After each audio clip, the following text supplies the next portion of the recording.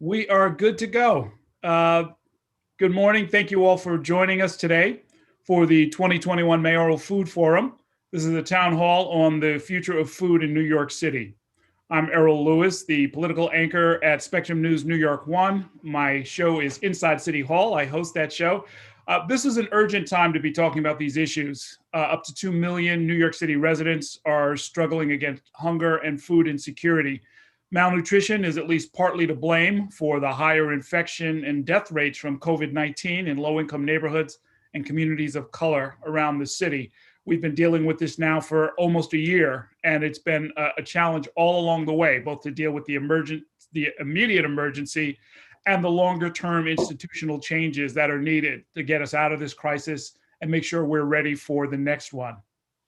Today's event has been coordinated by a committee of social service and educational nonprofits. It's a long list, and they're all great organizations. They include City Harvest, the CUNY Urban Food Policy Institute, Equity Advocates, Food Bank for New York City, Hunger Free America, Hunter College, New York City's Food Policy Center, the Laurie M. Tisch Center for Food Education and Policy at Columbia University, Live On New York, the UJA Federation of New York, the United Way of New York City, and the West Side Campaign Against Hunger. We thank all of those groups for their participation.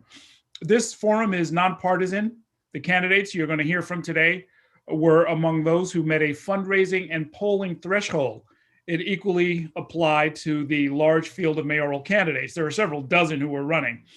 All of the candidates who appear today, as well as all other declared candidates, are invited to answer a questionnaire about the issues we will talk about this morning. The questionnaire will be sent out to all candidates in the next day or so, and the results will be published online. I'm going to be asking the candidates we speak with this morning a series of questions that I have selected among those that were submitted by community members and the sponsoring organizations.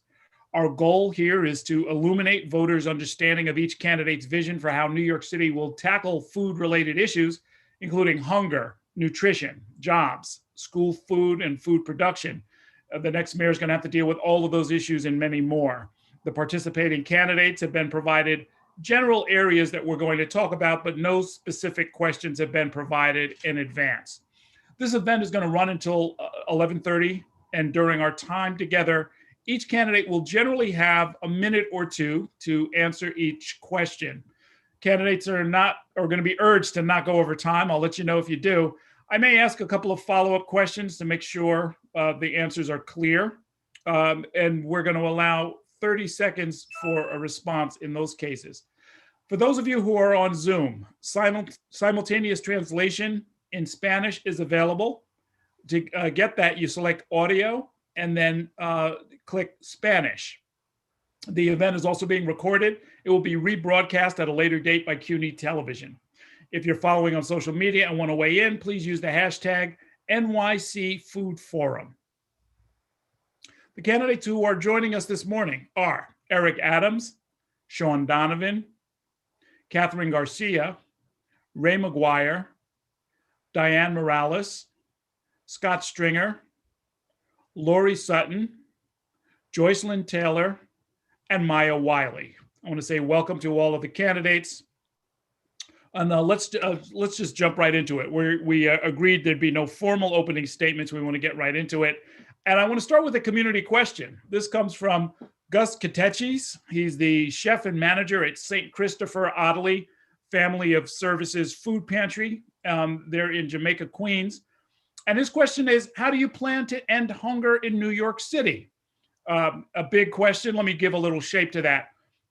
Candidates, in general, we want to talk less about small demonstration projects and more about your vision and your strategies that can reach scale, a scale that's commensurate with the dimensions of this problem. But we also do want to know what level of engagement you've already had with these issues. So I'm going to go in alphabetical order. I want each of you to tell us about the single project, just one, that you've been involved with that you think best shows voters how you plan to deal with issues of hunger in New York City. And let's start with you, Mr. Adams. Thank you, Errol, for this forum, and really thank you for some of the work you have been doing in highlighting this issue. The first thing we must do is redefine feeding people. Institutionally, we believe feeding people, it really looks at caloric consumption. That is wrong. It's nutritional consumption. Just merely filling a belly is not addressing the issues of hunger and the things that come from it. Government has continuously fed the crises based on the food we're giving New Yorkers, particularly in poorer communities. And so some of the things I'm going to do is what we did over COVID-19 with Dr. Melanie Samuels from Campaign Against Hunger. Our food pantries will have healthy food, nutritional food. We will also ensure that New Yorkers know how to prepare healthy food. Handing someone a beet without giving them instructions on how to cook it, or giving someone kale or other nutritional meals without the information. And lastly, we're going to do what we have done throughout the last few years. We're going to target our schools while young people are ready and waiting for new ideas on how to spread this important information. But it's caloric consumption is not the answer, nutritional consumption. Okay, thank you.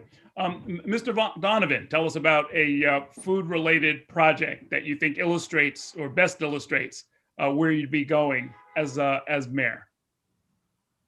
Sure, Errol, and thank you all for hosting this today on such an unbelievably important issue. It's always been important. It is urgent today in a way we've never seen in our lifetimes. Errol, when the pandemic first emerged last spring in New York, I knew because of my work on a national level on these issues that our emergency food system would not be up to this task. I knew we would have hours-long lines at soup kitchens, at food banks around the city and around the country. I also saw our restaurants closing down. And I had an idea I called Common Table that got restaurants cooking in our hardest hit neighborhoods, 5 of the hardest hit neighborhoods, more than a dozen different restaurants, cooking emergency meals that we could actually deliver directly to people's doors on an app or through nonprofit organizations in those communities.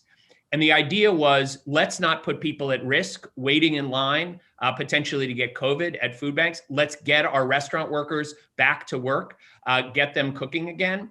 And we were not only able to get this started, we raised more than $1 million. We served more than 40,000 hot, fresh, nutritious meals. And it was a model that got picked up in other places around the country, in New Orleans, in California.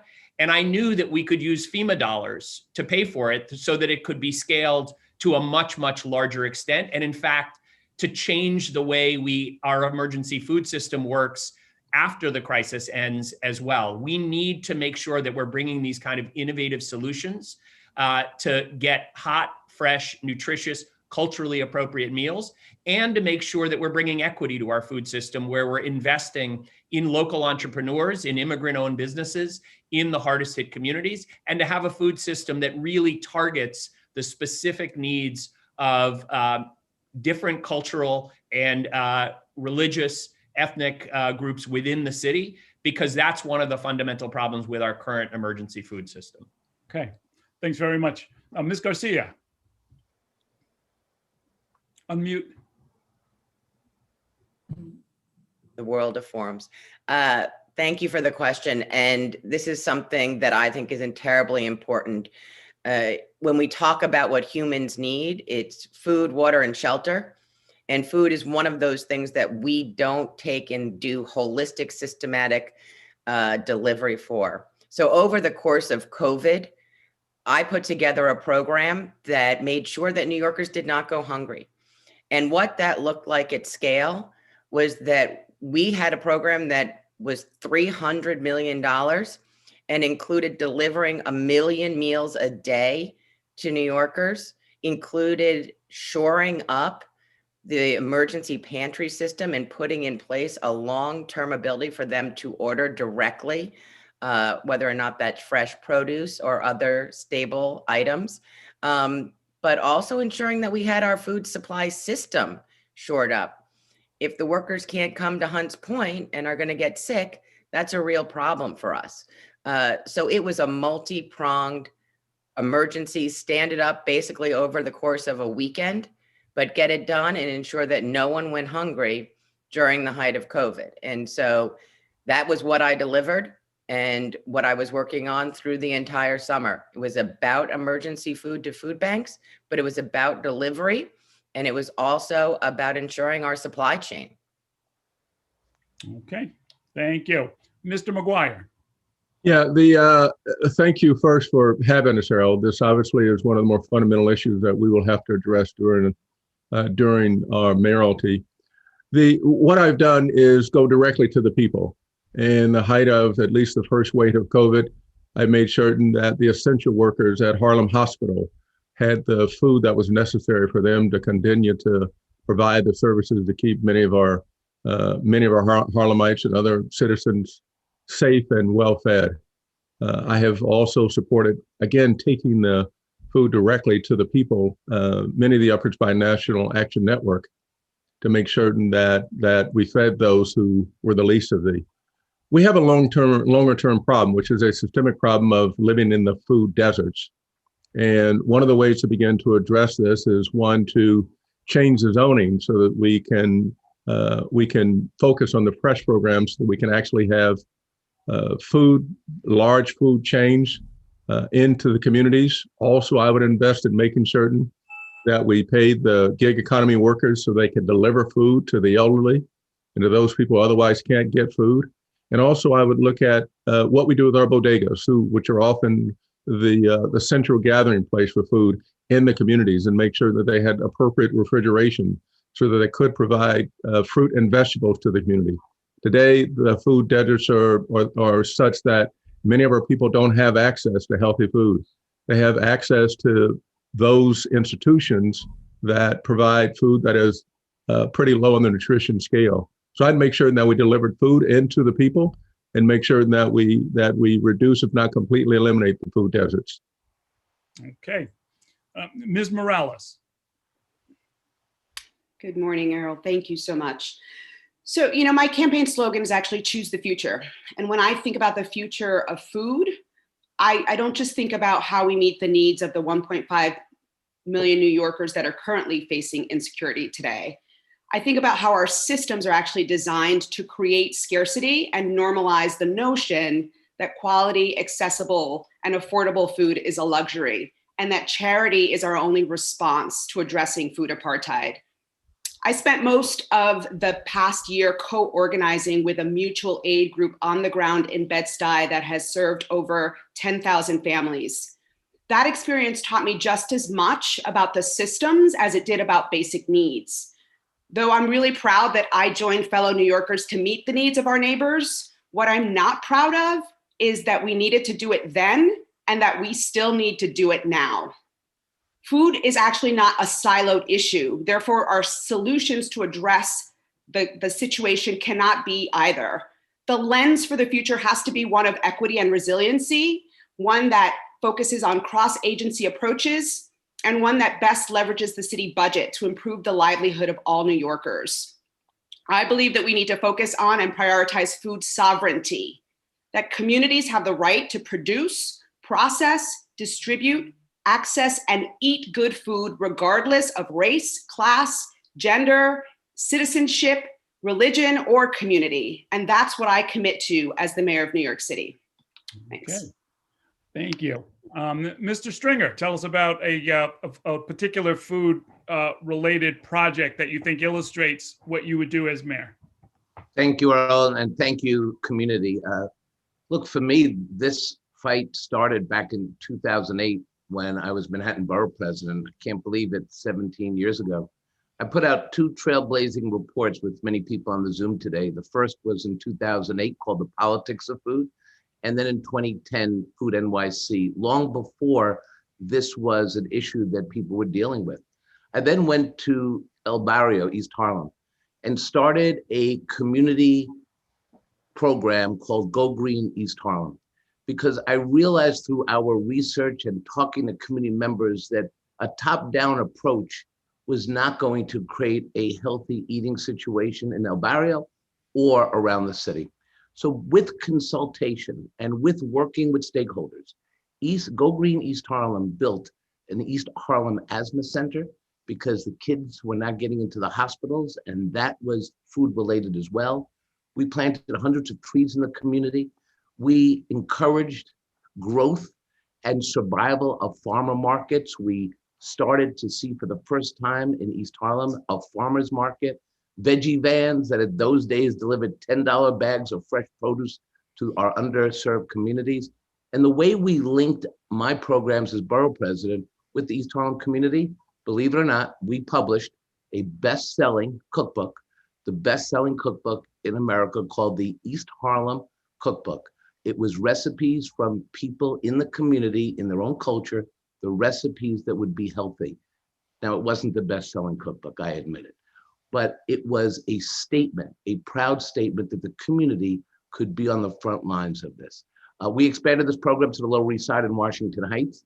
And thinking about Food NYC and the work that we talked about, if I'm mayor, I really want to create a mayor's office of food and markets, because we've got to link farming with community.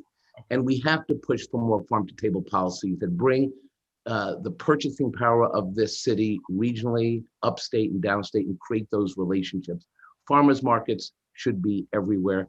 Food networks have to be created. And that is going to be the hope of the city in a post-pandemic world. Okay, thanks very much. Ms. Sutton. Yes, thank you so much, Cheryl. It's really heartening to hear of all of the ideas, all of the initiatives, all of the achievements and accomplishments, not just during this last year, as described by my fellow candidates, but really over many years. And I would say that my approach to this issue is learning from what really works from folks who have been in this field for a long, long time. When I was a White House fellow back in the transitional year, 96, 97 of the Clinton administration, one of my fellow fellows, Kevin Monroe, worked at USDA with Joel Byrd and talked about the gleaning program. And that was my first introduction to really thinking about the ways at scale that communities can take a time-honored tradition, such as gleaning is, to be able to bring food that is unused or unpicked or unharvested, uneaten, and to be able to bring that to those who are most in need.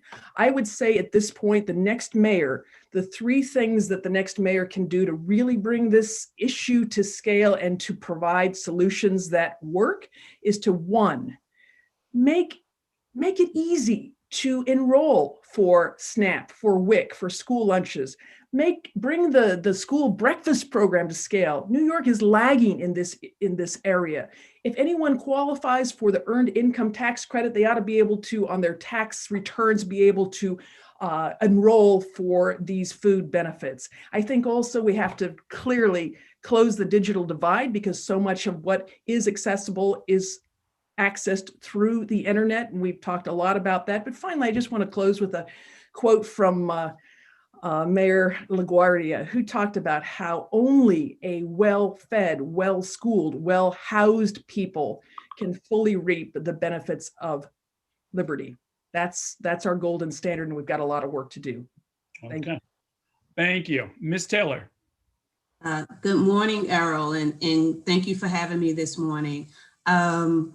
You know, growing up in Louis H. Pink houses in East New York, I remember going to the community center and actually getting milk and eggs and butter and cheese during those times. And now, almost 50 years later, we still have people in those same situations. We have people in worse conditions now than were then. So that says a lot about us and what we need to do as decent human beings to really address these issues. What I've done during this time, and even prior to this time, I would go to pantries and prepare food for individuals and, you know, serve lunches and that type of thing. But what I did during this moment is that I helped community organizations partner with organizations that were distributing food so that they can serve the communities. But more important than that, and I also helped to make sure that essential workers had food as well through my nonprofit organization in New York City, MWB Alliance. But more important than that, I had boots on the ground. And I was actually out in Queensbridge, in Ravenswood, in Astoria, in pink houses, in different areas, serving people in the community. And one of the things that I found is that we often ran out of food before we ran out of people. So as mayor, one of the things that I'll ensure is that we utilize technology to know who we need to serve in communities and make sure that we are actually in a position to help everyone. Because there's nothing worse than seeing someone wait online for hours only for us to have to tell them that there's no more food left. We need to have a system where people can possibly sign up if they're coming for food to ensure that everyone that comes to the facility is able to serve. But as mayor, we're in a huge crisis. So we have to utilize this crisis to understand how we can not just support communities, but support restaurants in this time, right? How can we partner with restaurants to allow them to be providing food, more healthier options, more variety of options to different communities. You know, there are communities that eat halal, there are communities that eat kosher food, there are communities that are vegan. We have to be able to meet people's needs. And that's what my goal is as mayor. We're going to utilize technology. We're going to partner with the people who are struggling in communities, and we're going to make sure that people's needs are met. Okay, thank you. Ms. Wiley.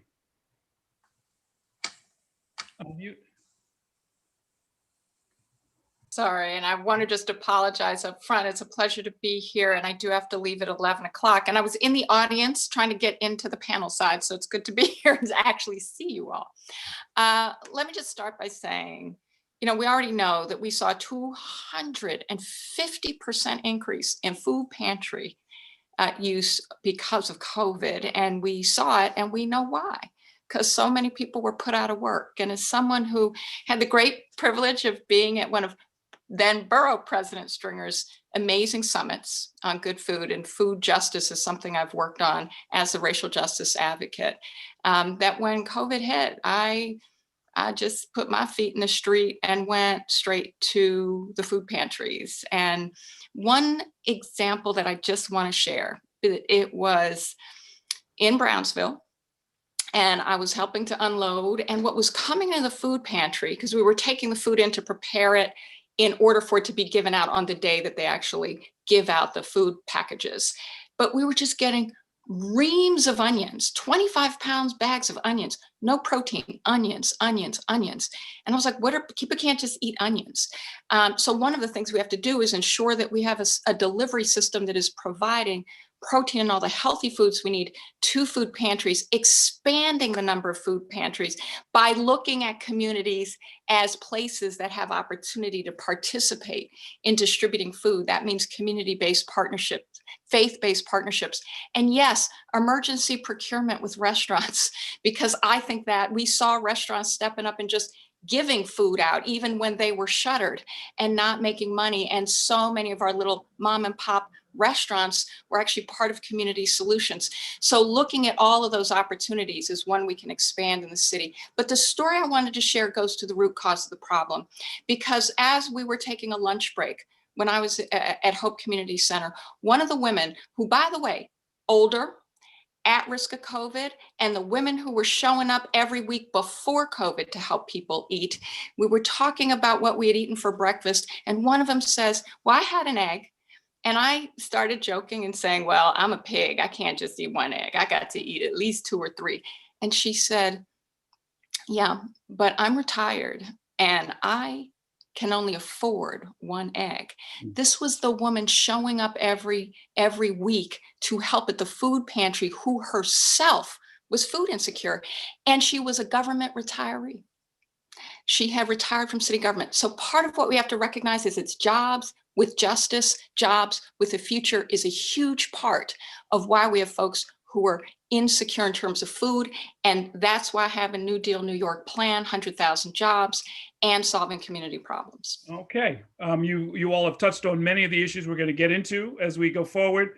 I'm going to try and manage the time a little bit more aggressively, because we want to make sure we have a lot of input from folks in the community. We're going to go out. We'll see if this works. We're going to take a live question. Zach is in Sunset Park, where he works at a food pantry, and he's got a question for all of the candidates.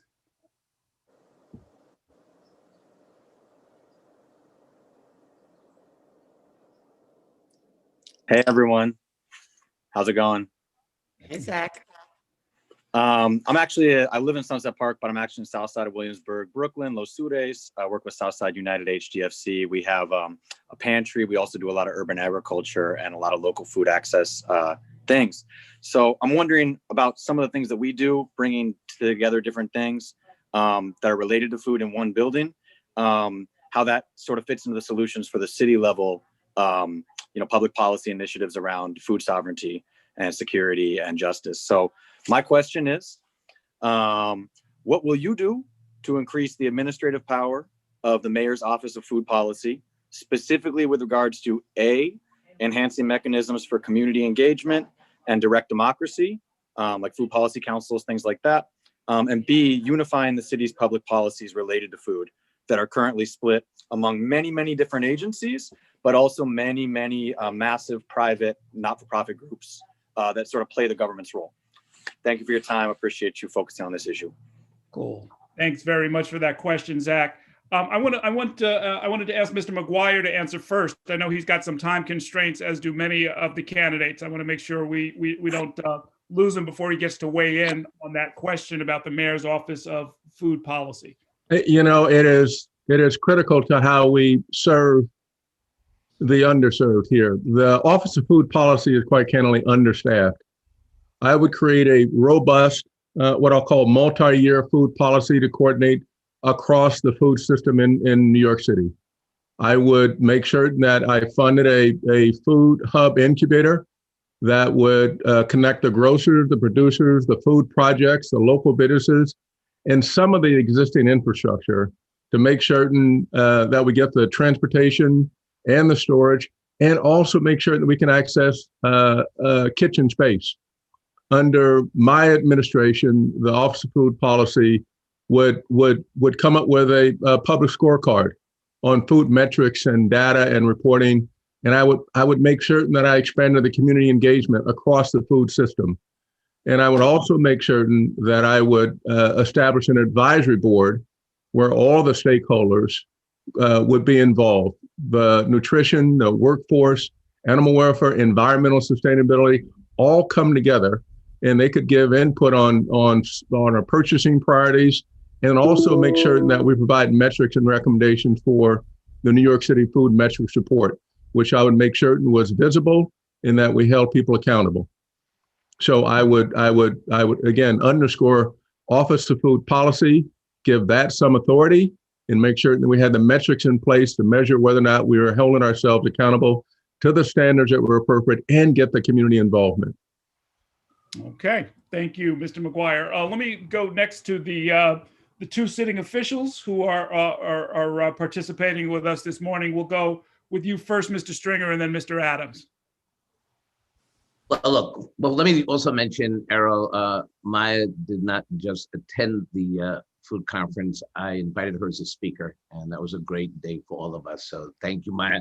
It's been too long. We shouldn't admit to it, but thank you. Look, I feel very strongly that the city has to be more proactive when it comes to looking at food and food justice. And part of what I would say to answer the question is, step one is I would take my Go Green East Harlem model, and I would use that model in every community in the city. When you get people involved, big things happen, and we have to get the stakeholders in the community to be part of this food fight. And I would do that as mayor, but I would also create a food and markets agency, because the economics of this struggle is about how we can procure healthy food. And the cheapest, and I think the smartest way to do that, is to leverage the markets around the city, bring those farmers into the city, create opportunities for vertical farming and rooftop gardening. That's why when I was borough president, I always tried to fund as many community gardens and gardens on our school buildings, because I felt that we could eventually use that as a hub for healthy food and delivery. And these are the things I think we have to do through a real agency that will deal with a huge financial issue here. And that is how we can not just get more people to SNAP, but also how we can think long-term about a strategy. And the city has done some really good programming, but I think we have to bring it to scale as well, because at the end of the day, we have at least 2 million hungry New Yorkers every day. Okay, Mr. Adams. Thank you. And I thought Ms. Taylor's comments were so powerful, Errol. She stated, several years ago, and I remember as a child, over 40 years ago, receiving milk, eggs, butter from the city. That's at the heart of the problem. We are feeding the crisis. All of those ingredients contribute to chronic diseases. Government can't feed the crisis. And until we start recognizing that it's not about just a full belly, it's about nutritional food, and the city must coordinate its efforts to address it. How do you have a Department of Health and Mental Hygiene fighting against childhood obesity, diabetes, and asthma, yet we are feeding our children almost 1 million meals a day, and those meals cause childhood obesity, diabetes, and asthma? As the mayor, I'm going to centralize our food agencies and boost the president of the mayor's office of food policy. We need a unified system, clear standards, a centralized procurement program in place, and everything we feed New Yorkers must be healthy and not feed the crisis in every agency. And that is what I've been pushing for in the city, and we have been successful in doing so. If I could ask you a follow-up, Mr. Adams, what is healthy diet-wise is often a subject of debate, right? There are some people who have chosen non-meat diets and think that that's healthy. There are those who say that a Mediterranean kind of lean chicken and fish diet is healthy and optimal. How would you resolve those kind of differences or debates? Great question, Errol, because everyone knows that I have a plant-based diet, but it's not my push to tell everyone they must have that. But we know this for sure: butter is not healthy. It contributes to serious healthcare risk. We know what we saw some of the foods that were sent and delivered to family members, chicken McNuggets. We saw people sent nacho chips. All of those things are not healthy. So we can debate if lean meat is healthy or not. We don't have to engage in that, but there's some clear guidelines that are unhealthy that are part of the food we feed our children. We should not be feeding our children pizza in school. We should not be giving them sugary drinks in school. All of these things are unhealthy, and there are no disputes around those unhealthy items. That is where we need to go. When you look at the menu of food we feed people in hospitals, in schools, our correctional facilities, ACS, the foods are unhealthy. And so I think that Catherine did an amazing job of sending out food to over almost 150 New Yorkers, but doing analysis of that food contributed to the pre-existing conditions that many people died from COVID-19 or were hospitalized. We have to change our thoughts on food and what food is. It's not just caloric consumption. Ms. Garcia, I'll invite you to sort of pick up on that. There is the question of distribution, but I thought at the heart of Zach's question about the Mayor's Office of Food Policy was, how do you coordinate multiple agencies, whether they deal with housing or health or food itself directly? So one of the reasons why I needed to step in is that the Mayor's Office of Food Policy is incredibly understaffed. I mean, Kate McKenzie does an amazing job. But she doesn't have procurement authority. She doesn't have logistical authority. That all had to be built around her. And, one of the clear things is how we approach food is very siloed, very fragmented. DOE feeds kids. Corrections feeds people who are incarcerated. Senior centers feed people who are older, but it's not coordinated. And it doesn't deal with the issues that many families have. And it also is sort of based on a geography that happened to occur. One of the things that was clearly true is the Bronx had a huge food need. And they were the biggest demand for food delivery because their senior centers had not ever been close to where those people were.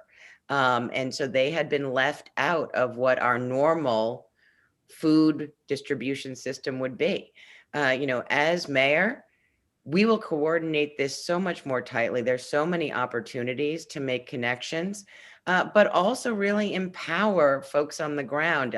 I've had a long history with the community garden and all of the farms, Red Hook Farm. Well, I'm more on the composting side than on the fresh food side, but also East New York and their farm, all of the Green City Forest Farms that are at NYCHA that are providing healthy produce to NYCHA residents. But it has to be a holistic look. Food is always so fragmented, starting at the federal level and how that funding comes through. But really empowering people is going to require that we are getting them jobs. I mean, and making sure that they have access to SNAP. It's fundamentally, you want them to be empowered to go get food. And one of the things that was actually good about the stimulus was the pandemic EBT that went to every family with a school-age child and added $420 million to the city's economy at the same time, with no documented, undocumented, designed so that everyone had access, which is what I did over the summer. Everyone had access to those programs, regardless of their documentation status.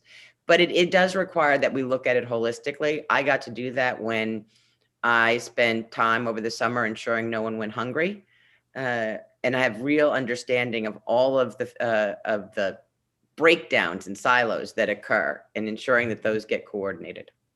Okay. Mr. Donovan, the fact that we know SNAP provides, something like 15 times the dollar amount of assistance compared to food pantries. And we love our food pantries and we certainly want to support and expand them. But when we're talking about scale, the mayor's office of food policy would need to considerably beef up, I guess, getting back to Zach's question, its administrative capacity if it wants to really get serious about dealing with the dimensions of need, right?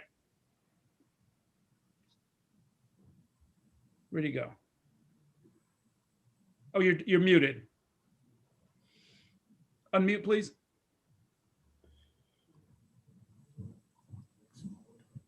Can we make him unmute? Oh, such a great question. If you have to answer yourself. As he wrestles with that, and I'll ask our tech team to maybe help out with that. Let me move that question then to you, Ms. Sutton. How do we get to scale? We're talking about coordinating a lot of different things, including some fairly sizable programs that we're not nearly taking enough advantage of. Thank you so much. That was a good and is a good question, Errol.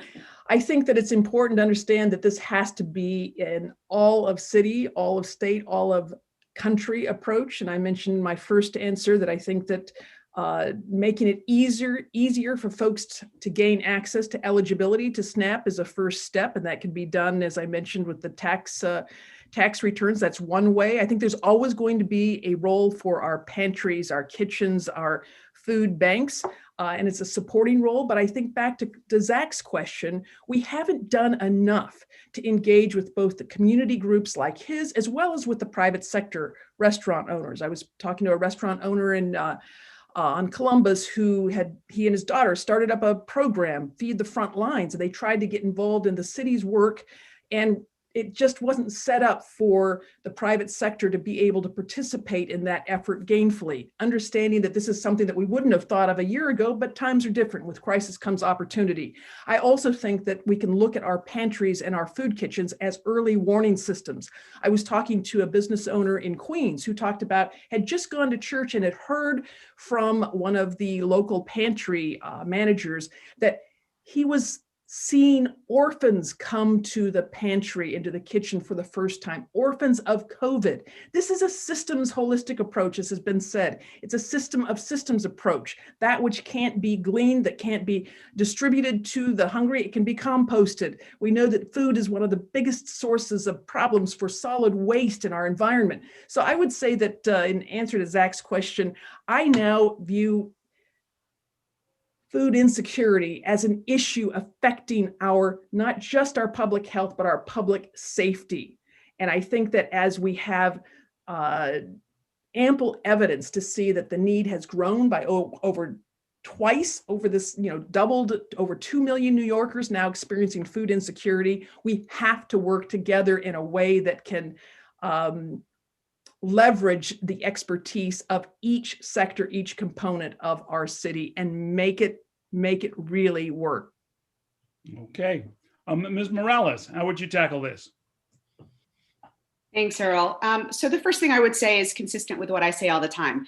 We need to stop leaving communities out of the co-creation process. There are plenty of food justice groups and food activist groups out there that are doing this work, that understand firsthand, not just what the needs are, but also what the challenges and the problems are with the city systems and structures. And we need to hear from them in order to begin to actually address the bureaucratic issues and problems and the ways in which the city actually serves as a barrier to moving towards food sovereignty. The second thing I would say actually is in alignment with some of what other folks have said, is that we do actually need to centralize these operations across the city agencies. We need to also think about aligning not just food policy, but the resilience office that exists right now, to work more in tandem with each other, because we know that food justice is also climate justice. We also need to think about how we amplify the strategies that we know work. There are community-supported agriculture operations that work. There are farmers markets. There are cooperatives like the Brooklyn Packers, which I have partnered with through my work in mutual aid over the last year, and have significantly expanded their operations as a result of and in response to the crisis, while also providing employment to local folks in the community, employment as worker owners in the cooperative, community-based food hubs like the Central Brooklyn Food Co-op at the Brooklyn Movement Center, and really also looking at how we expand community land trusts so that we can, again, begin to move away from this crisis response system to one that creates sustainable sovereignty for our communities. The singular focus that we've had on emergency relief just doesn't work. So we need to really focus on long-term community-based funding. Finally, the other thing I'll say is that I would look to add an additional $25 million for food innovation and resiliency efforts that would prioritize community-based and Black and Brown-led spaces doing this work, and ultimately looking to move us out of this short-term emergency response. Okay. Thank you. I think we have Mr. Donovan back. Sure hope so, Errol. This was we're still responding to Zach's question about the Office of Food Policy and how you would strengthen that administratively. Yep, and I do want to say I think my computer was so blown away by your question about SNAP that it froze. So you got to stop asking such good questions. I do want to say it is an incredibly important question, and this is something that I worked on very directly with Tom Vilsack, who is now the Agriculture Secretary again. It is the single most important step that we can do in this country and in this city to expand access to food.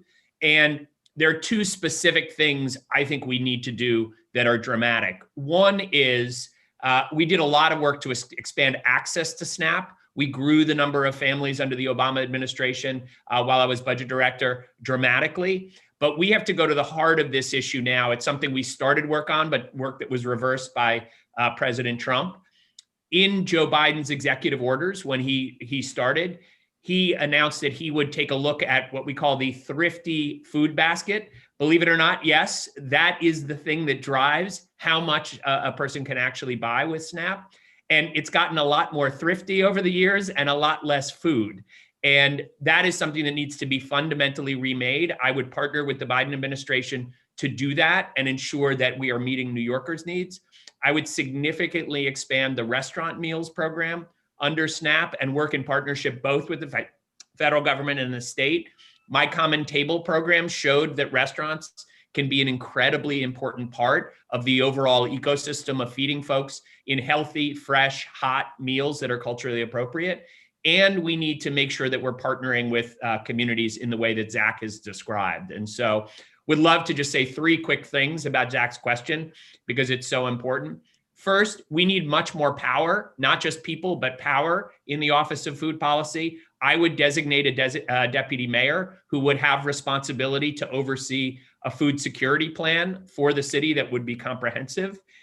Second, my 15 minutes neighborhoods plan would ensure that we're reorienting planning so that every New Yorker has access to fresh food, a park, gardens within 15 minutes of their neighborhood, including farmers markets, and work closely with Los Sures and other types of community organizations that really know how to connect food to the other needs. This is something we saw in Common Table whenever we delivered a meal. If you worked effectively with community organizations, they could ask a question of, how's your blood pressure? How are your kids doing? Is your health okay? Can I connect you to a doctor? The Nurse Family Partnership is a good example of this. We need to connect food through community organizations to the holistic way that we can make sure that people are not just eating healthy food, but thriving in other ways as well. And lastly, we have to recognize that the mayor is the single biggest purchaser of food, and we have to use the power of procurement to make sure that we're changing our regional food system as well. And I'd love to come back and talk about that at some point. Okay, very good. Ms. Wiley. Well, I have to say, the one thing about being last of these wonderful panels is I just think we have an amazing group of candidates. So much wisdom. Let me just say, so let me start with a story. So I was meeting with a home health aide the other day, and she works full-time. She takes 4 buses to get to the client that she helps care for every day. And she stands in a food pantry line twice a week as a full-time employed person. So let's just sit with that for a minute, because that's not just COVID. So absolutely, as someone who sat in City Hall when Barbara Turk was the head of the mayor's office and an amazing advocate in her own right, and everything everyone is saying about coordination, about de-siloing government, about more power in that office, about following, tracking metrics around implementing the good food procurement principles so that we're actually being also accountable to the outcomes, not just measuring, not just counting the beans, but making sure the beans are getting eaten by folks and who's getting to eat. All of these are tremendously important improvements that everyone has stated. And going back to Zach's point, absolutely food sovereignty. Diane said it first, so all credit. Absolutely food sovereignty, absolutely having literally good food councils in neighborhoods that are of greatest need with our critical community partners is fundamental. But we solve none of this if we don't recognize that fundamentally what is broken and why 30% of our people were not eating through the month before COVID is because the rent was too damn high and people were choosing to pay rent instead of buying groceries, and that jobs were not jobs with justice, including, by the way, in the food system, where people of color are overrepresented. And as a racial justice advocate, we were constantly calling attention to the fact that food justice meant jobs with justice. And so much of what we saw in the union movement in supermarkets was a critically important part of how our folks earned enough to buy the food they were helping to stock on the shelves. And one of the reasons why I marched, like many others, with the Teamsters at Hunts Point for another $1 an hour. But at the end of the day, it is about the city's ability to generate new jobs, which is why I'm going to generate 100,000 with $10 billion of capital construction spend. Recognize and recognize it is the caring economy driven so much by women and women of color, often who are older, who are also the folks, essential workers taking care of our people and not able to eat even though they're working full time. We have got to adjust our economy so that we are investing in care, which is one of the top 3 costs in this city, and I will focus on the root causes of the hunger problem, in addition to making sure, yes, that we have all these other wonderful things happening so that we have food sovereignty in communities, real partnership, real democracy of voice and policy, and real transparency and tracking and whether people are actually benefiting in terms of the outcomes of what we're doing. Okay. Ms. Taylor. Thank you, Errol. You know, my goal is for us to move from a place of having food pantries and distribution as something that's nice to have, but not a need to have. People shouldn't need to be able have to go to food pantries in order to sustain themselves. But when we talk about the administrative power of the mayor's office, one of the things that we have to do, one of the things that I would do is make sure that we have much more effective communication. You know, a lot of people talked about the fact that a lot of the agencies within the city do not communicate with each other, and they do impact what each other is doing. So we have to have more broad communication around within all of the agencies. But the other thing that I want to do is that I want to bring a mayor's office of City Hall to every borough. Because we got to be where the communities are. And City Hall shouldn't be something that's so elusive and away from the communities that need them the most. So in every borough, I want to have a mayor's office of City Hall. Then I want to empower the communities. I want to ensure that the people who are out there doing it every day, we see people every day who are making $1 out of 15 cents. Making it happen for people. I want to empower them and utilize the skills that they have to get things done in the community to help the mayor's office to be able to be more effective. And then we also have to empower the city employees because, you know, a lot of times they want to be able to get things done, but they don't have the resources or they don't have the power to make the decisions. We can't give people leadership roles within the city and not give them the power to actually do something. So we have to empower the city employees. And last but not least, let me say this earth, the way it was designed, we can actually live off of it. So we gotta go back to utilizing some of this vacant land that we have. A lot of these communities would love to have more community gardens. We have to give them that opportunity. We also have to have more education around what healthy eating looks like. And we have to empower them to have more community gardens, get more composting done within communities. And that's how we're going to create change for communities and get to a place where, like I said, pantries and food distribution is something that's nice to have, but it's not a need. And that's also going to ensure that the city is a leader in paying fair wages to people so that they don't have to go to food pantries when they're working for the city of New York. Okay, let's shift the conversation. I want to talk about economic recovery and jobs. We have two questions. I'm going to read you the two questions, and then I want to sort of add a third to it, and then we'll start that part of our discussion. This is from Catalina in East Harlem. Her question is, how do we create more food jobs with dignity where people are getting paid enough money for them to save and cover their expenses? There's a similar question from Jose in Corona. And his question is, what will the new mayor do to support and ensure restaurant workers are taken care of and treated as the essential workers they are? Both, of course, very, very good questions. And I just want to sort of draw attention to something you all have said or referenced, which is that even prior to the pandemic, over 1 million New Yorkers were food insecure. Some are estimating the numbers now up to 2 million. We don't want to return to those pre-pandemic levels of food insecurity. And of course, a lot of that will be based on creating jobs, raising wages, reducing poverty and thereby hunger. Tell us your connection between your, I guess, briefly summarize your jobs and economic policy and how specifically it would address problems of hunger. And let's start with you, Ms. Wiley. So thank you. And this is a critically important question because, as we said, it's our economy was broken for far too many New Yorkers and the city was far too unaffordable before COVID hit. And we can fix that as we do more than recover from COVID, but reimagine.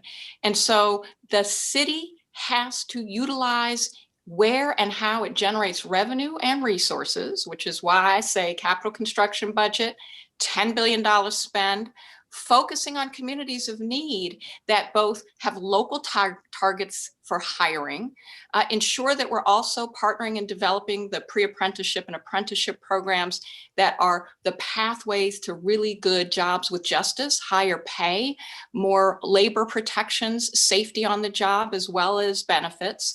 And that we also do that in a way where the infrastructure itself that we're investing in is solving other community problems.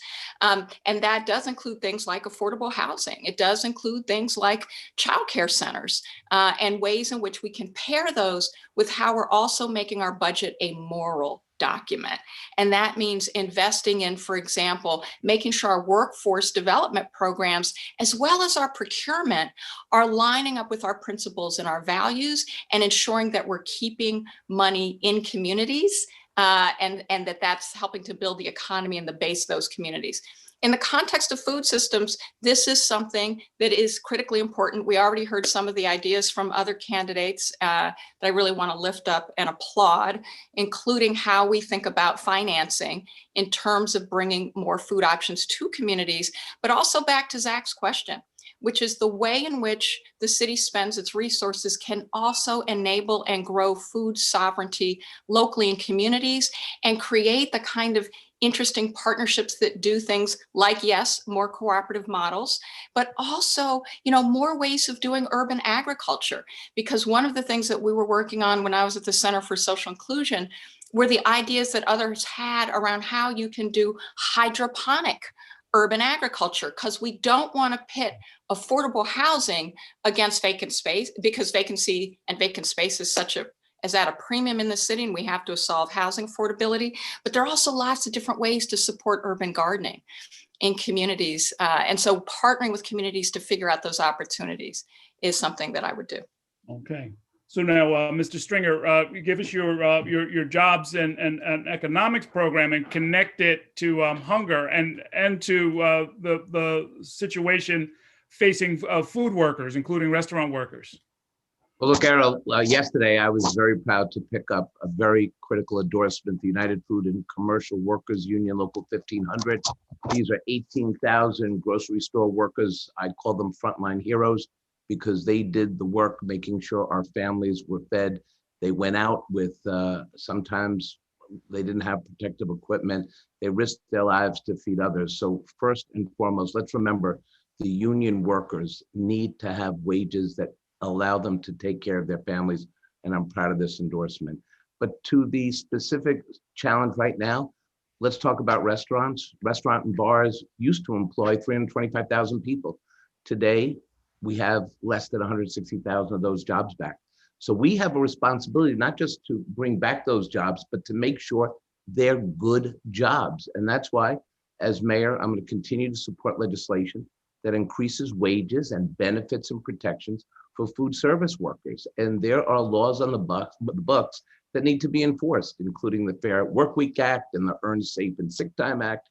This is all about building a solid job opportunities for the people who are frontline workers. But I think we have to think a little bigger as well.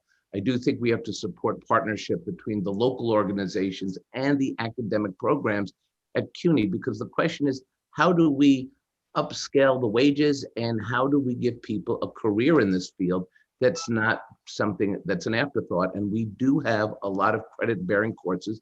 There are certificates related to the food sector.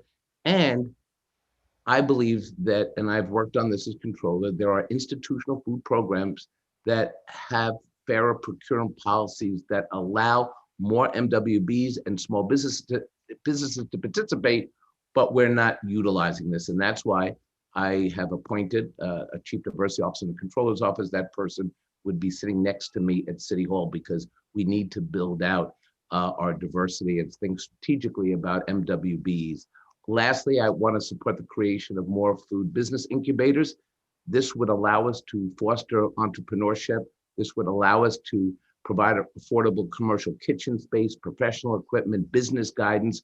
This could all be under the umbrella of my food and markets agency, because as we're hearing from so many ideas today, There is a lot of moving parts to food and food justice and equity, and we no longer can parse it out to the many different agencies that deal with this. We do need to have an umbrella organization that includes land use and zoning, it includes budgeting, but it also includes how we build out the business sector. And lastly, the bottom line is we can't open the economy the same way we closed it. And we are going to have to invest in different jobs that have pipelines to careers, and food procurement and a food strategy that again links farmers and urban planning. I believe in vertical farming. I believe in rooftop gardens that can, one building, one rooftop garden potentially can feed a whole community. Why aren't we doing that? Why aren't we moving food supply and production into the hands of our young people in our communities and build out a whole economy? Okay, let's go to you, Ms. Morales. Great, thank you. So, there's no future food in New York City that really does not support regenerative economies, food supply chains, and look to shift marginalized communities from just being recipients to really being change makers in the process from the ground up. So, some of the things we need to think about and look at, and I would do as mayor, is to significantly increase funding to sustainable community organizations, those whose methods, practices, and language have often actually been co-opted by larger nonprofit organizations who provide immediate free food, but very long-term vision on eradicating poverty with sustaining infrastructure. I think we also need to provide technical assistance for regional growers to compete for larger procurement contracts and other sourcing opportunities, and provide resources to organizations like Just Food that are invested in equitable distribution to smaller community models and organizations.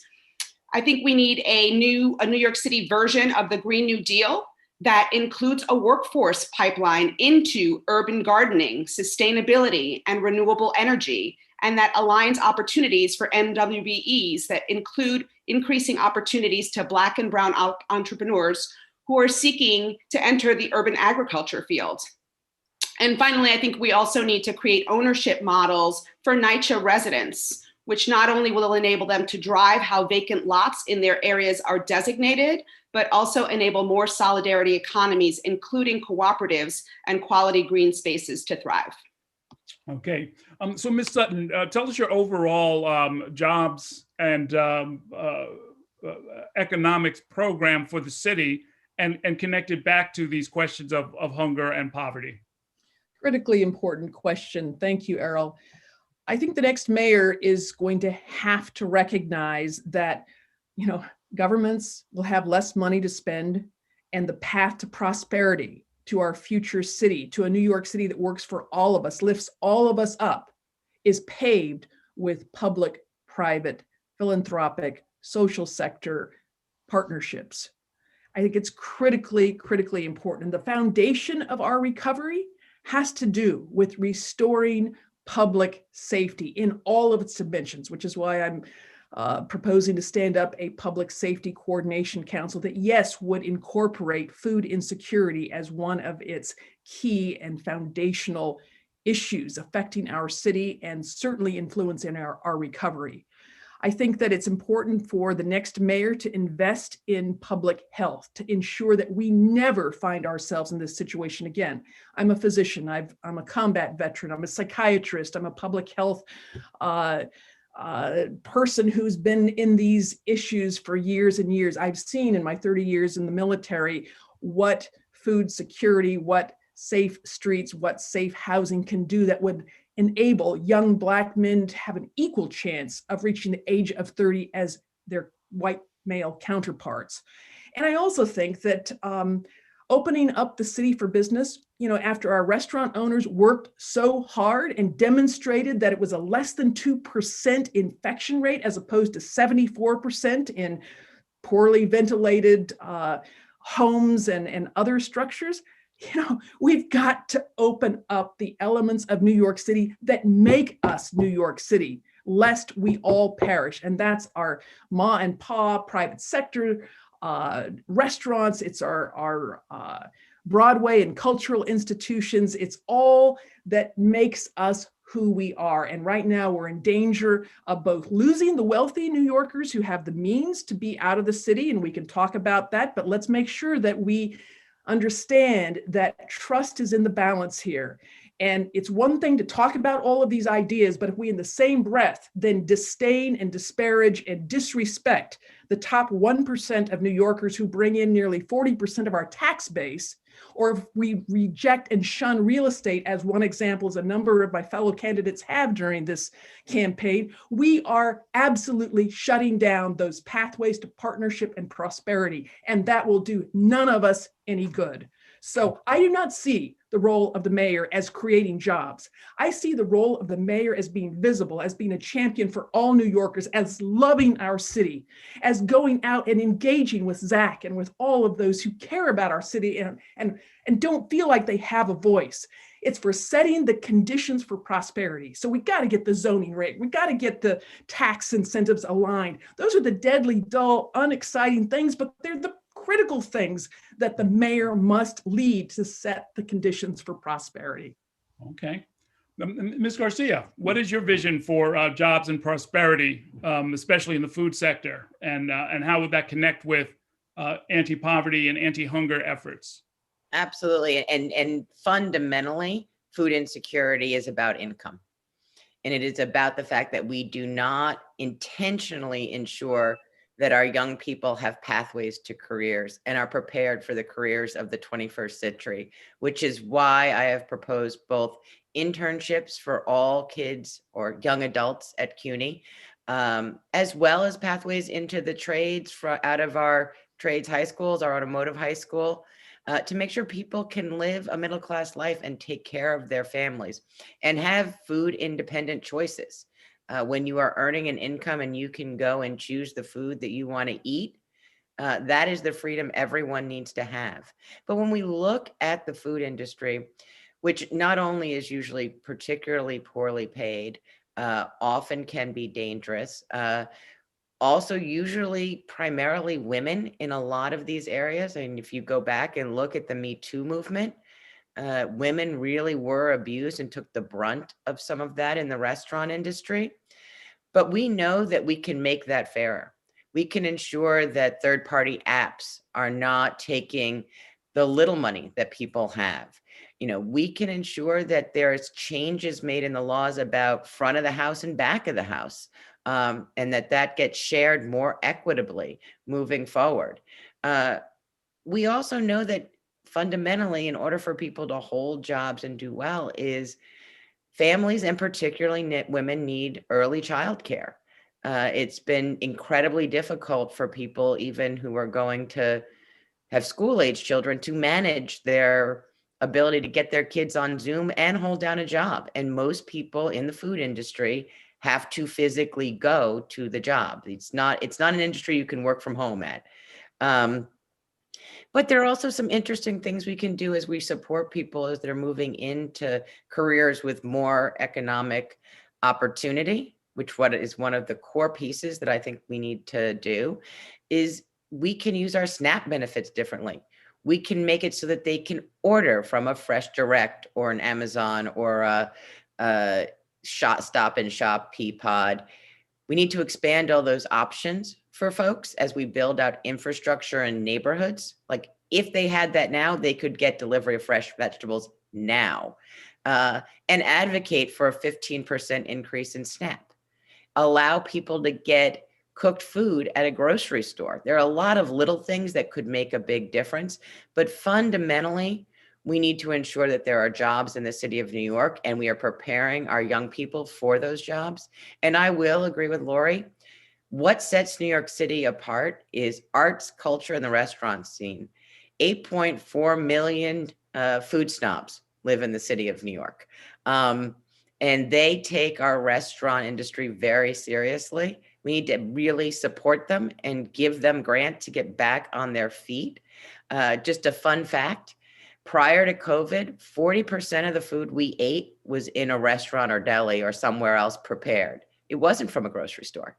And we need to capture that because that differentiates us from any other city in the country.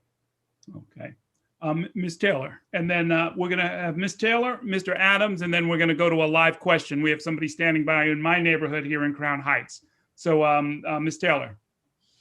Thank you, Earl. I was sitting here and I was listening to everything that everyone was saying, and it made me think back, and I was listening to the question that the gentleman had, and I know firsthand what he's talking about because it made me think back to the time when I myself was food insecure. I was working every day, and I remember being at home and making a meal of white rice and mixed vegetables and tea, and there was no sugar for the tea. And I was a working person. So, for people who are out here who are working every day, working hard, 12 and 14 hours a day and not being able to survive, it's just totally unacceptable. It's indecent. We've been talking about raising the minimum age since 2009. In 2009, rents were $1,000 for a one bedroom. It's 2021. We're still talking about raising the minimum wage, and rent for a studio is $2,000. We have to get it together. And as mayor, I want to set the example of what it looks like to treat employees fairly in this city. We have to set the example and ensure that everyone is making a decent wage. We have to hold these business owners accountable to pay their employees fairly. We talk about, everything related to the wages that people are making, but in this moment, the prices for food have gone up 50% in some instances. So it's great that we want to have corporate partners and we want to have people who are actually, staying within the city, but they have to do their fair share as well.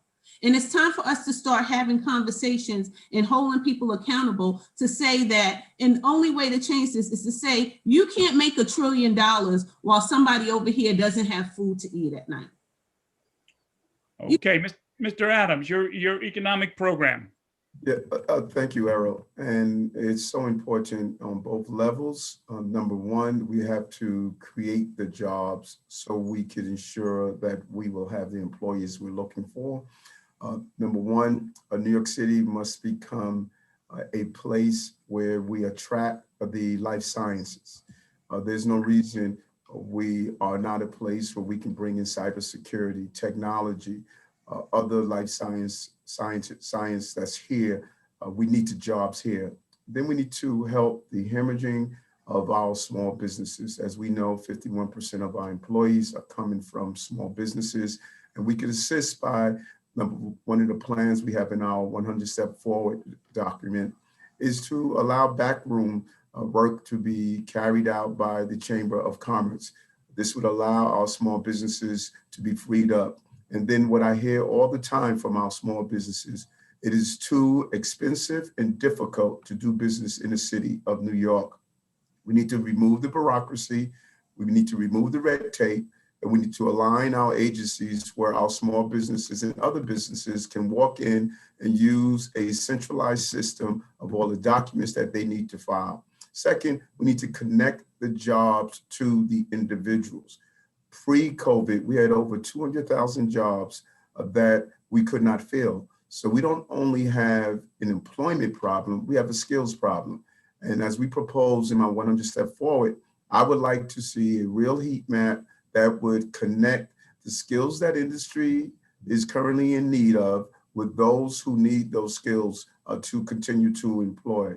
I'll also expand what I'm doing at the Brooklyn Navy Yard with my Brooklyn STEAM Center, encouraging young people to look at some of the CTE skills that are needed so they can go right into a business environment, receive the certifications that they need, and they are employable by the time they leave the various disciplines that they are learning within the Brooklyn STEAM Center. So we need to create the jobs. And lastly, we are going to roll out a plan that we have been in cooperation with NYU School of Business, as well as Cornell University. There's a great opportunity here to have an agrarian economy. I have already invested millions of dollars in our schools for hydroponic, vertical farming, to show young people the skills they need to be part of this multi-billion-dollar industry of an agrarian economy. But our city agencies are disconnected with a lack of clarity of how to have a real urban agricultural system here in New York. But we are going to turn that around because there's a lot of business, a lot of training, and a lot of skills that are needed for this future economy that's in urban agriculture. Okay, thank you. Did I miss somebody? Did I let you speak? Did I get Sean Donovan's Errol. jobs program? Yeah, please. My computer didn't go out this time, so I'm here. Look, we have to first of all recognize that we have an ongoing disaster among our food workers at this very moment. So yes, we should talk about the long term, and I want to do that, but we have to get our food workers back on the job and back on the job safely, first and foremost.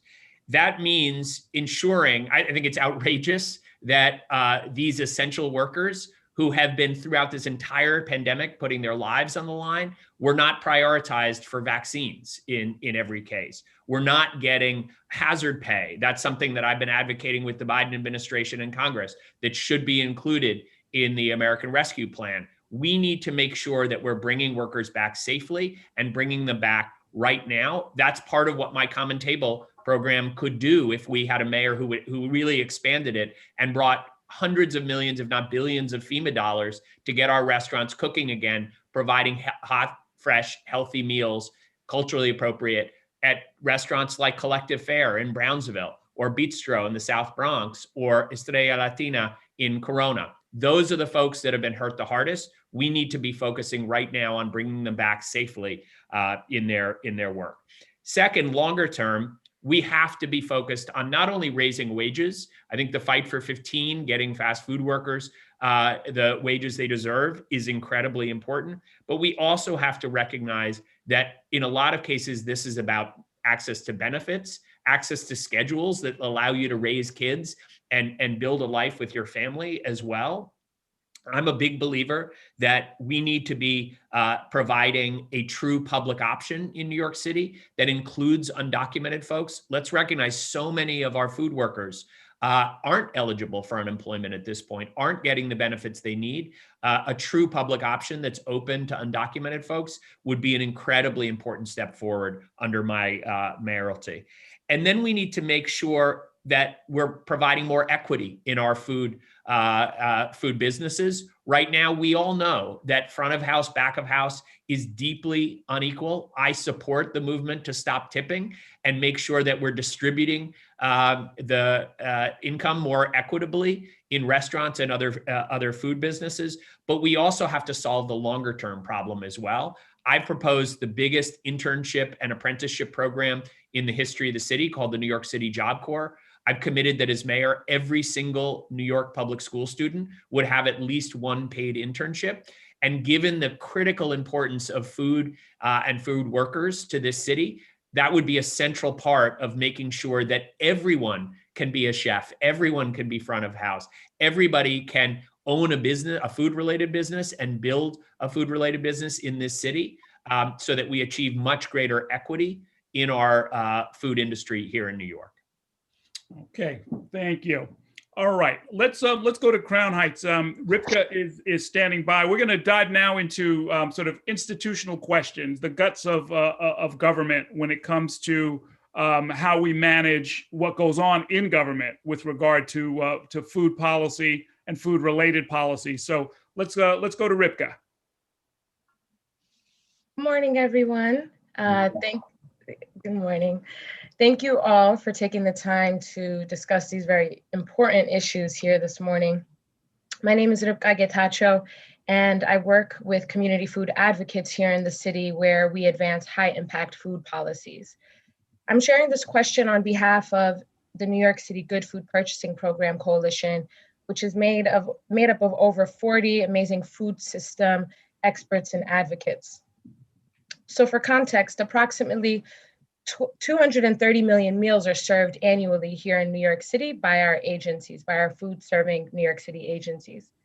The Good Food Purchasing Program, which is currently in the early stages of implementation here in New York City, uses the tremendous strength of our city's food procurement power to improve our local and regional food systems in the areas of workers' rights, environmental sustainability, local economies, nutrition, animal welfare, and also meaningfully infuses racial equity and transparency practices into our food system.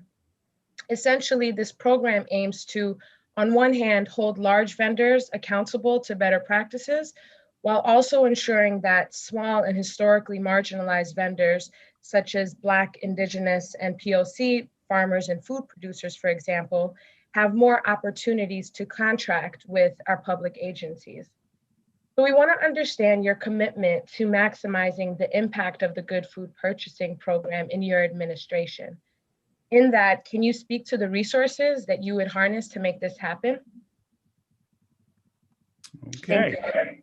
All right. So now as we're coming down the home stretch, folks, we're going to loosen up the format a little bit. I'm not going to go down the row or anything like that. I'll invite you to jump in, although I will ask Ms. Garcia to respond to this one. The folks who are in government who have done procurement, I think definitely have something to say about this. Let's start with you, Ms. Garcia. Oh, no, I absolutely think we should be adopting the Good Food Purchasing Program across the region. But I also know that we need to really be doubling down on funding the New York State farm to school purchasing incentive. It can be done. I've tackled these programs. For many of the people who are on this call, I wrote contracts and got people involved incredibly quickly across both the emergency food program, the pantries, but also ensuring that we stood up offices to get SNAP enrollment in the South Bronx. But we have to expand our cold storage. There's some fundamentals around how we need to work and ensure that we're constructing the Grow NYC Regional Food Hub. There are a lot of systems here that can come together to ensure that the procurement gets done right. And one of the things I know is deeply about is procurement and how many unfortunate oversights we often have when we're trying to get things done. I've been able to cut that away and get money moving out into communities during COVID, and I'd continue to do that as mayor. Okay, Mr. Donovan. Thanks, Errol. As I said earlier, we have to recognize that the mayor has control of the single biggest food purchasing opportunity in this entire country. And we need to use that to set standards exactly like we're talking about here. And so I completely agree that we need to be restructuring our procurement to set higher standards of buying fresher, healthier food. And at the same time, making sure that we're focusing on the potential, the power and the potential of locally grown food, particularly in communities of color. And so some specific ideas about that as well, Errol. In addition to changing the city policies, I would create a regional consortium of local governments led by New York City to ensure that we are working not just within the 5 boroughs, but within our entire regional food system to ensure that we're raising the standards, producing healthier, more sustainable farming practices, and ensuring that we are connecting those to the procurement powers that New York City has. Second of all, I think there is huge potential to be able to grow, so to speak, the power of locally grown produce. When before the snow fell, I was out in the Rockaways with the Rockaway Youth Task Force. Their garden that they've created there, the education that they're doing, the scale of what they're doing has the potential to be replicated all across this city. And we need innovative approaches to ensure that we're using every inch of space in the city that we can. I'll just give you an example. I launched my campaign at Villa Verde in the South Bronx, the healthiest, most sustainable, affordable housing in the country. I led a worldwide design competition, partnered with residents to get that done. Every day, kids who live at Villa Verde are out on the rooftop gardens, harvesting vegetables, the fruit trees, bringing them to their table. There is nothing more powerful than at the earliest age, connecting kids to their food, to the growing of food. I know this, my wife's a landscape architect. My two boys, when they were teenagers, always asked for more salad. How many teenage boys do you know who asked for more salad? Because they grew their food as kids. And that is a potential where we could use innovative techniques to really make sure that we're creating a system in New York where we're educating our kids and producing fresher, healthier food. Errol, I want to jump in here just on one point. Is I am incredibly supportive of ensuring that we are doing regional growth in the city of New York, as well as in the connections to our upstate counties and into Long Island. But if we want fresh and healthy food day in and day out, we're not harvesting today in this region. We are going to have to bring it in because it's snowing here. And we need to make sure the systems go beyond just this region so that we can still be getting lettuce, even though it's February, that we can still get kale, even though it's February. And so we have to have both a local vision, but also a regional and national vision to ensure that we can keep people healthy all season long. Errol, if I could jump in. Adams, and then Wiley. I think it's important. I just want to push back a little on what Catherine was saying. Not a lot, but a little. I agree. We still have to look across the country to receive the nutritional food that we need, but that should not hold us back from starting to have a robust agrarian economy in this city. But what you are finding, what Sean said was so powerful. One of the projects I did in our school where was we used farm shelf to grow healthy food and distribute it to the local NYCHA developments. Principal Romaine, who ironically died from COVID-19, one of the young men said to me when he picked some of the healthy food that he grew, he says, "This is the first time I ever had a salad." He was in high school. And when we attempted to build out programs like the Rockaway Youth Task Force and have them supply healthy foods to their local school, when I sat down with the young people there, they said the biggest obstacle we have are the city agencies that refuse to see this new way of thinking. The biggest impediment we have in having a robust, good food purchasing program and transforming our our food system in New York are the people in mid-management and government. They just don't get it. They're caught up in the old way of thinking. As long as you give individuals caloric consumption, everything is fine. It's time for us to think differently if we're going to get this right. Good food purchasing program is a transformative way of thinking and a holistic approach as we have one solution to solve many problems.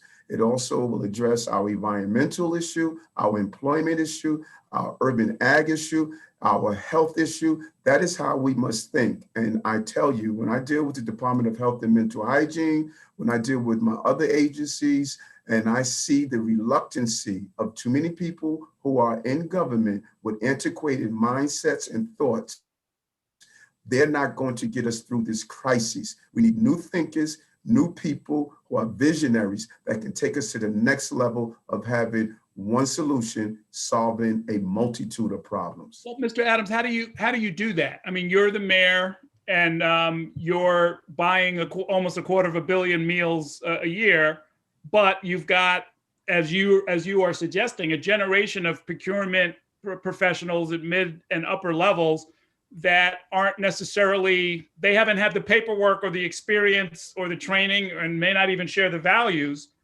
that go in the direction you just laid out. How do you make that change? And that your last part is the most important part. They don't share the values. I've spent the last 4 years, and I am amazed at the roadblocks that an organization like Rockaway Youth Task Force are not able to scale up. And so part of what I have been doing for the last 2.5 years is sitting down and meeting from 8 to 9, 9 to 10 with real visionaries that transform systems within large cities. And we have come in contact with some of the people who have sponsored this initiative today and talked about how do we transform our food system. These are not Eric Adams' ideas. These are coming from the people who have engaged in this year after year after year. So by bringing together the right teams, a clarity of mission and message, yes, we're still going to have to purchase some food from outside our city and state and in other states. But while we're doing that, we should be scaling up a real urban agricultural industry here in the city. We see what's happening at other locales across the entire country. Where we can use the buying power just of the Department of Education, the amount of money they spend on purchasing fruits and vegetables. We can start ensuring that we do some of that production here. And once you iron out the kinks and build the industry and the leveraging of the economics, you will see that it will start to grow in a very real way. Okay, Ms. Wiley. Yeah, thank you. And I'm sorry that I'm going to have to hop right after answering this question. It's been a pleasure to be here. Look, fundamentally, we have to invest in this as not just a set of principles, but as a set of procurement policy priorities that are actually tracked, measured, and made public and accountable in terms of their outcomes. That's the answer to your question, Errol, about how that gets done. When I was sitting in City Hall at the senior cabinet table, having to work on procurement, both as a mayoral representative on the procurement policy board for the city, also at the table with Barbara Turk on a partnership with the state around how to do more regional food hubs. And as I sat trying to get women and minority-owned contracts up, working with 55 agencies on how we could do that more effectively. I will tell you, it is not feasible to change the mindset of every New York City bureaucrat. And when you are mayor, you don't have to, because the power of that chair is to say, I will hold you accountable to the outcomes. And the outcomes must be, just as Eric has said and has always been an important champion on, yeah, like that chocolate milk, 60% of the milk in our kids' school lunches, chocolate milk, really? With 20 grams? Like, we already have the Department of Health telling us exactly just how unhealthy it is, when we should have, and we can have more locally sourced milk that's 1% fat and not flavored. I mean, so of course, all those things are things we can be explicit about. The mayor sets the policy, the agenda, the visions, and the priorities, and it's the accountability that is public and that is partnered. And I just want to shout out Assemblymember Khalil Anderson, because we keep talking about his work in the Rockaways, and he is an example of the kind of partnership and creativity we got to have more of. And I apologize for having to hop, and look forward to continuing this conversation with all of you. So be safe and be well. Okay, Mr. Stringer wanted to get in on this. Thank you, Errol. Look, I think actually the good food purchasing program is moving in the right direction. And I do think we have to be more aggressive to drive this across all the city agencies. And for me, we got to look at other cities as well. LA has shifted more than $30 million annually to purchase local food. And they created 220 jobs, and they reduced the school's carbon footprints. They exceeded the federal nutrition standards. And we should take more steps to that values-driven approach. And I also think that we need in this city whole-scale procurement reform. It's not an issue that people are going to rally to the steps of City Hall. I don't think we're going to have great demonstrations, but I'll come, Scott. maybe Catherine and I will be there. A whole show on it, really. That would be an inside City Hall show for the making, but the inside. But the reality is that procurement reform is critical. As mayor, I'm going to reorganize the mayor's office of contracts. We're going to streamline how we are able to do procurement that actually starts thinking about the vendors that traditionally are not at the top of the food chain, no pun intended, the vendors who are not able to access city contracts. That's why I appointed the city's first chief diversity officer and have now gotten the mayor to have a diversity officer in every city agency. But that chief diversity officer has to look at equity issues through the lens of procurement and economic development. And when you talk about how we're going to build vertical farms and how we're going to invest on rooftop gardens, how we're going to create an economy around food that is more about equity and justice, a lot of that table will come from how we invest in procurement and how we deal with the challenges that we face. We have got to hold vendors accountable for violations against food labor workers. I'm prepared to cancel contracts. We can create, I think, greater participation by small vendors and the traditionally marginalized foods businesses because they have not been at this table. So procurement reform, I think we're seeing promising results in LA. Let's create that same economy here in New York City. Okay. I want to. Can I jump in here? I want to jump in there too. Okay. Yeah. Just hang on I'd a like second. to jump in as well. I want to. And you'll certainly have a chance. I want to make sure you hear the voices of some of the younger advocates who have been involved in this. This is Youth Advocates. They are in Manhattan, and they've been working on a number of these issues. They, of course, are on the receiving end of some of the procurements that we are talking about. They've been, I guess, eating in the school system for over a decade in a lot of cases. Do we have the New York City Youth Food Advocates?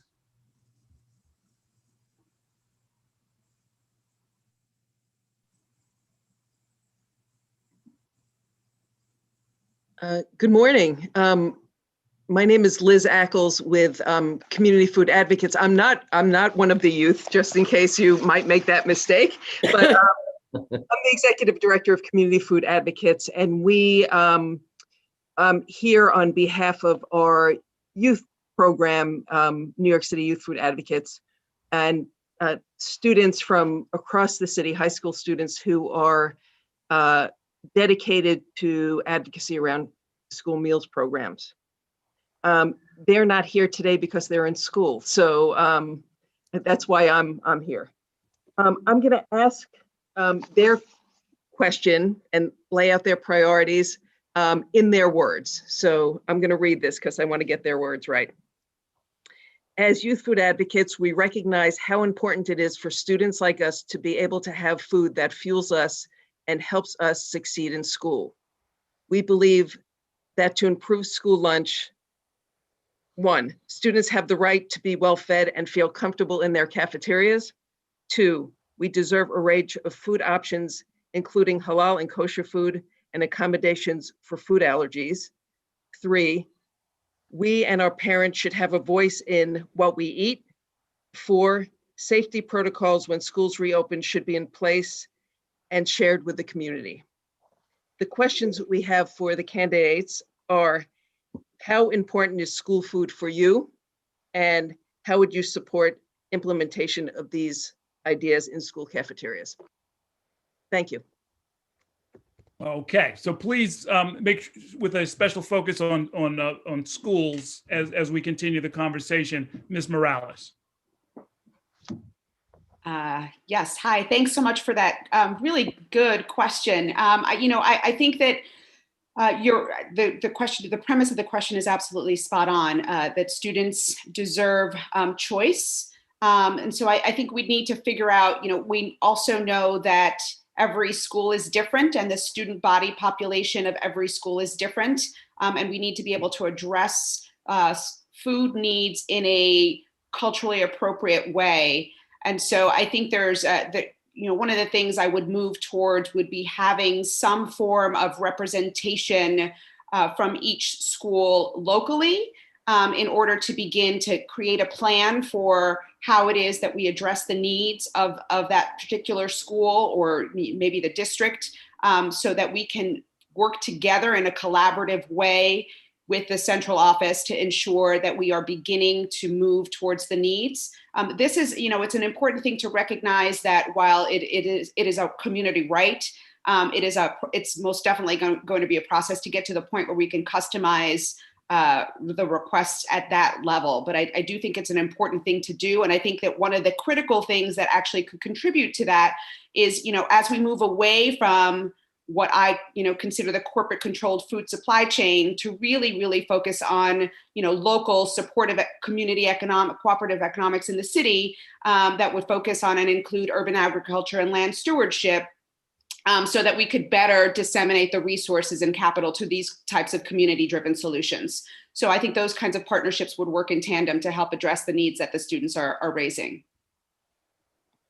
Carol, can I jump in? Yes, go ahead. Great.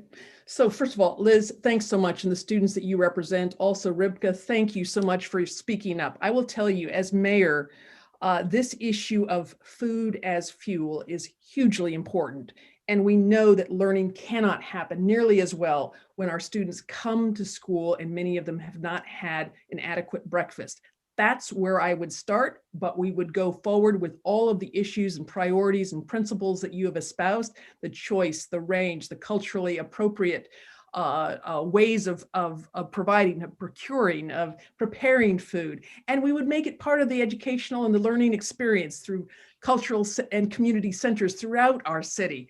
I think that one thing that the next mayor will be in a position to do is to engage, to listen, to learn, to help, and to lead community-driven organizations like yourselves. I would want to marry up some of the work that you're doing with the Integrate NYC, the teacher-started, student-led organization to create true integration across our schools. And food is the absolute basis for who we are as human beings and how we can best reach our full potential. So I look forward to learning from you and to working forward to a better place with respect to food and performance. Thank you. Okay. May I Yeah, and also. Ms. Garcia and then Mr. McGuire. Thank you. And I really appreciate the fact that, kids eat an enormous amount of food in school.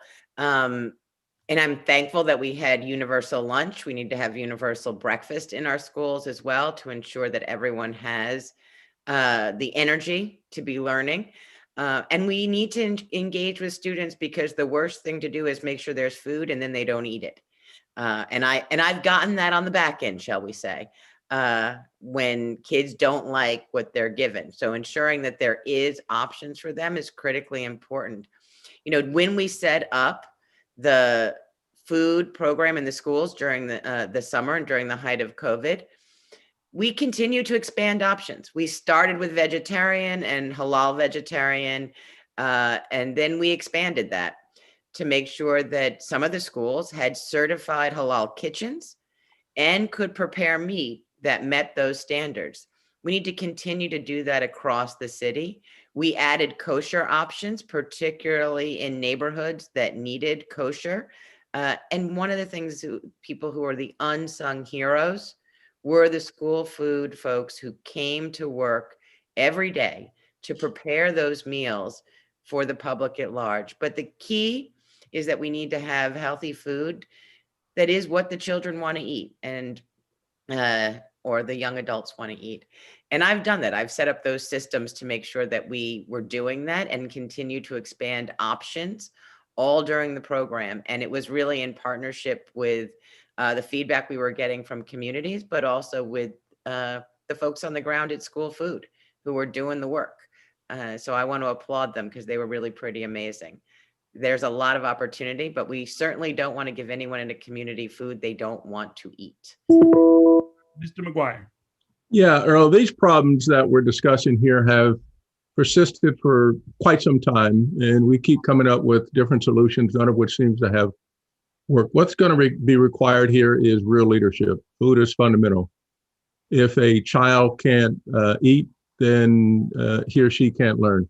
And now it's expanded to not only children, but it's also expanded to our college students. And many of our college students are now going hungry. I know CUNY has now set up some kind of food programs to make certain that the college students also have access to appropriate food. There is not a comprehensive program in this city to address the crisis that's taking place with food, either from the toddler up to the adult who's trying to learn and make life better for their families and for themselves. And so we do need to have a comprehensive program. It first starts with leadership, and leadership that is focused on making sure that we have the right vision for what's taking place with food. And it goes not only from that leadership and the vision, but it also must include our community-based organizations like NYCHA, like the faith-based community, to make certain that we give them enough resources and that they're authorized to go out and do what they need to do. So we need at some point to stop talking about all the programs that we would go and institute and actually start working on them and implementing them and making certain that we hold ourselves accountable. And this comes down to making certain we have the right leader who's actually executed on a vision during the course of their time here.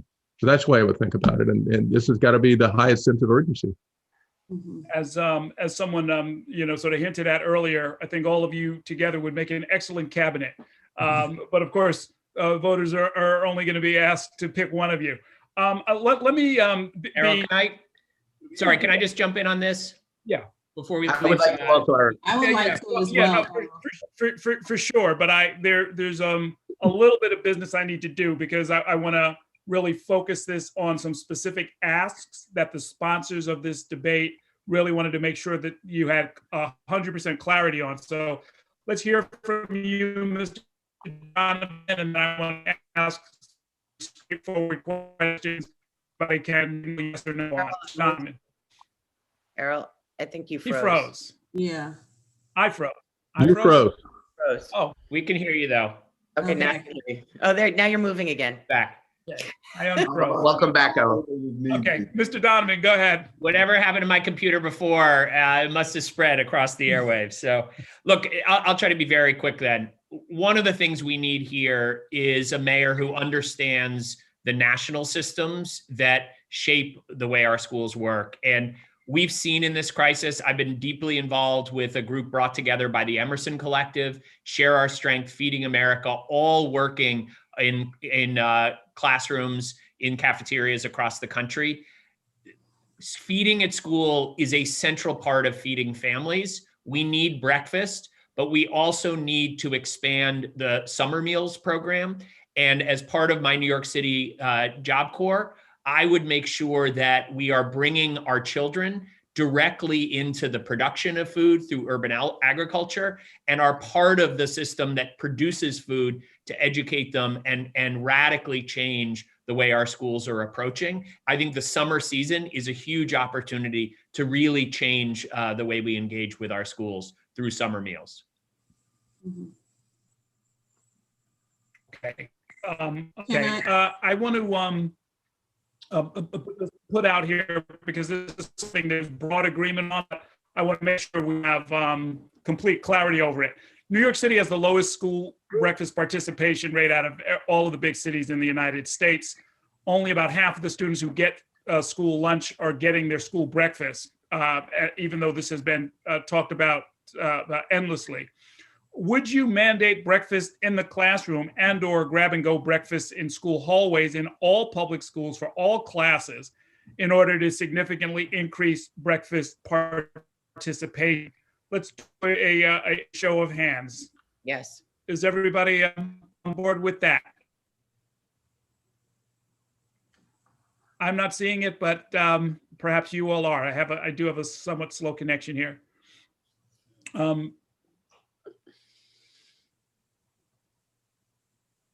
Okay.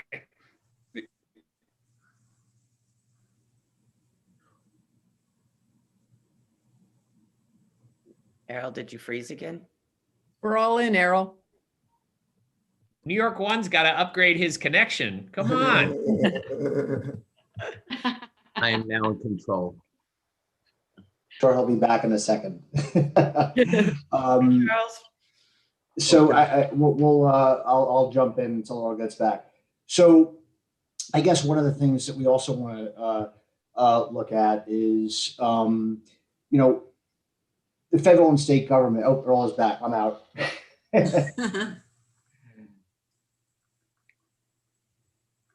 Earl, are you with us? No, he's still frozen. Okay.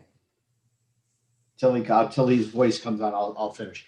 So, the federal and state government has, New York City is consistently looking for federal and state government to provide benefits, right? And I just, one of the things that we are looking for candidates to think about and to support is New York City taking responsibility okay, for its food insecure, the food-related chronic diseases of its citizens.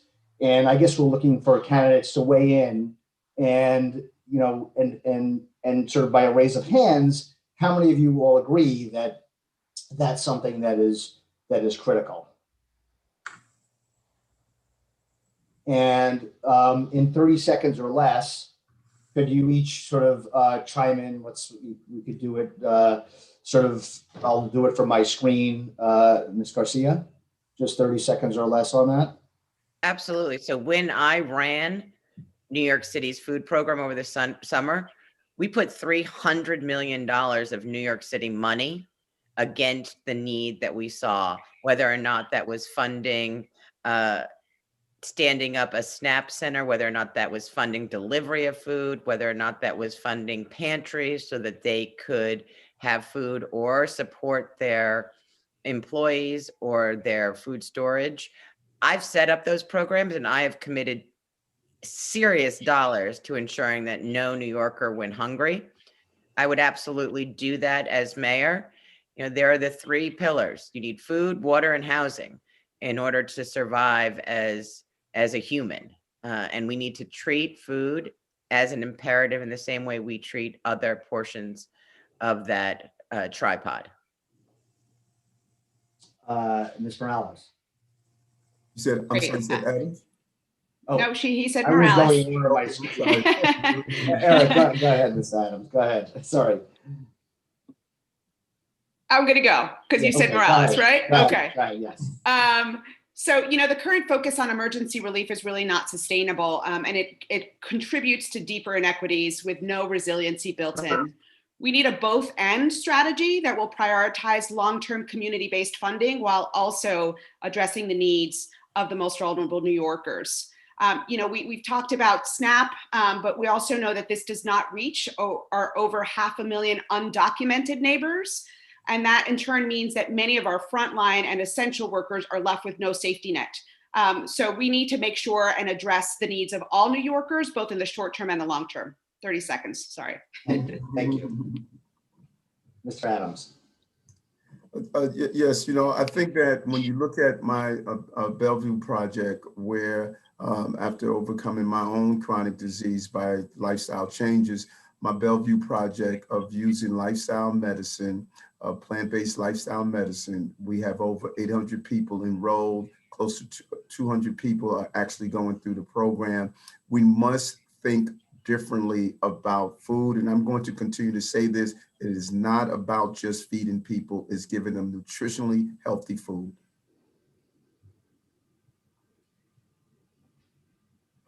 And Ms. Teller. Yes, I agree with that statement. We have to provide healthy food, but I think we do have a moral obligation to ensure that every resident of this city has those basic needs of food and housing. So that would be something that I would support. We have to look at the budget, and we have to make sure that, you know, when we look at the budget, that we look at things that are nice to have and things that are needs to have. And if it means that we have to reallocate funds from things that might be nice to have to the needs, then that's what I would do. Ms. Sutton? Thanks so much. I think this is a moral issue. It's a threshold generational imperative. And what I would commit to absolutely is providing the leadership, the resources, the accountability, and the relationships that will connect the experts like yourself, Charles, and so many who have worked for decades in this field with the youth, the young adults, the professionals like Ripka, and those whom Liz represents, because this is the way that we move forward to a better place. You know, it wasn't so long ago that we had a president talking about ketchup as a vegetable. We're beyond that now, but we've still got a long ways to go. So let's keep after it. Thank you. And then Mr. Donovan, and then Mr. String, and then Mr. McGuire. Thanks, Charles. And it looks like we may have Errol back. Exciting. Specifically on this, I think we have to recognize that it is possible for a mayor to dramatically change our approach to food, but to public health more broadly. And we should remember that under Mayor Bloomberg, we saw an increase in life expectancy that was dramatically better than under any other mayor in the city's history, particularly in Black and brown communities. And we did that by taking an all hands on deck approach to public health. And we put the power in the hands of the people. Remember, calorie counts, the idea that you could go into a restaurant, go into a place and understand what you were eating, whether it was healthy or not, was a powerful part of that effort. What I would do is make sure that every community has access to the fresh food and the ability to overcome the environmental determinants of health through my 15-minute neighborhood planning proposal. That would mean not only fresh food within 15 minutes of your door, it would mean a park to exercise in, it would mean access to healthcare, it would mean getting rid of the environmental pollution and others that are so often degrading our communities of color around this city. All of those need to be part of a all hands on deck strategy for a mayor that puts public health first. Earl, I'm turning it over to you. Okay. Okay. Thank you very much. I had to switch platforms. I grabbed my iPad. As a final question, as we come down the home stretch here, this is a question from Douglas in Manhattan. Would you consider exercising eminent domain to expand green spaces and create large community gardens that can become sources of fresh produce in underserved communities? Sort of pushing the question. It's one thing to take a lot that nobody else was using and turn that into a hydroponic garden or something.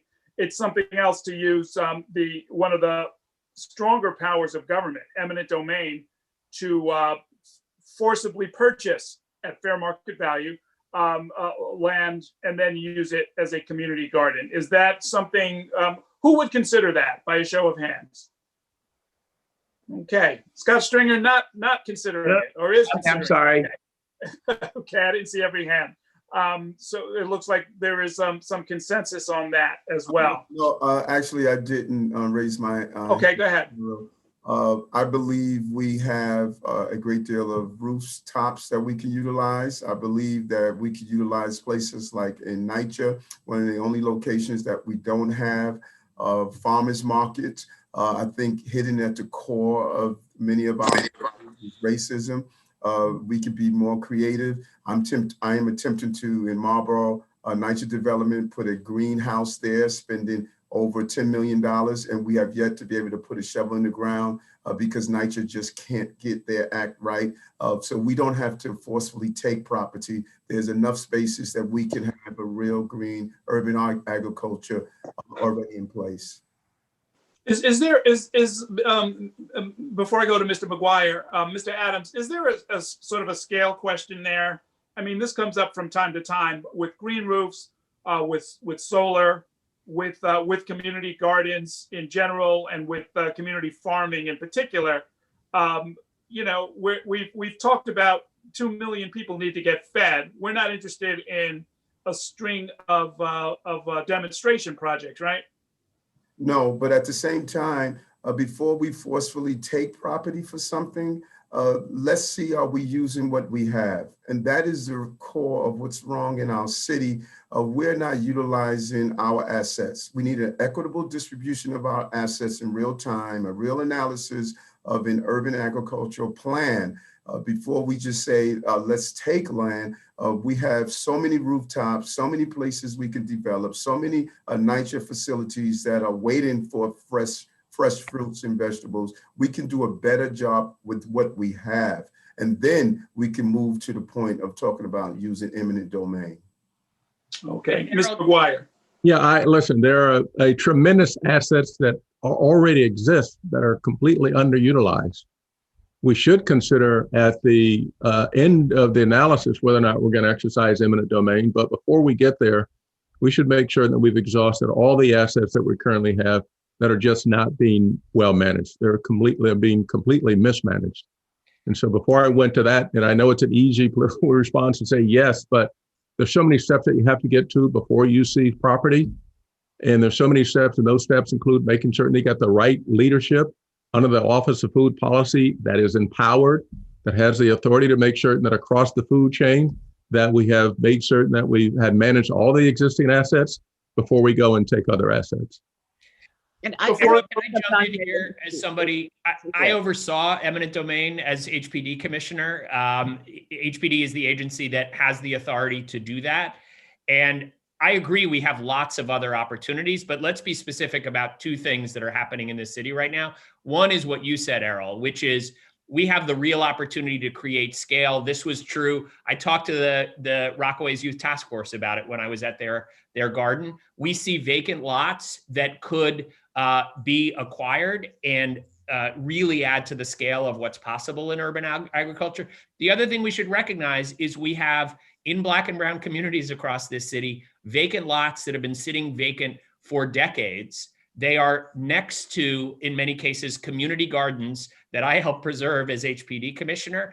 And we should absolutely, in a targeted way, be using this power to be able to ensure that communities are able to expand community gardens and to really move forward on using urban agriculture as a critical piece of our overall strategy.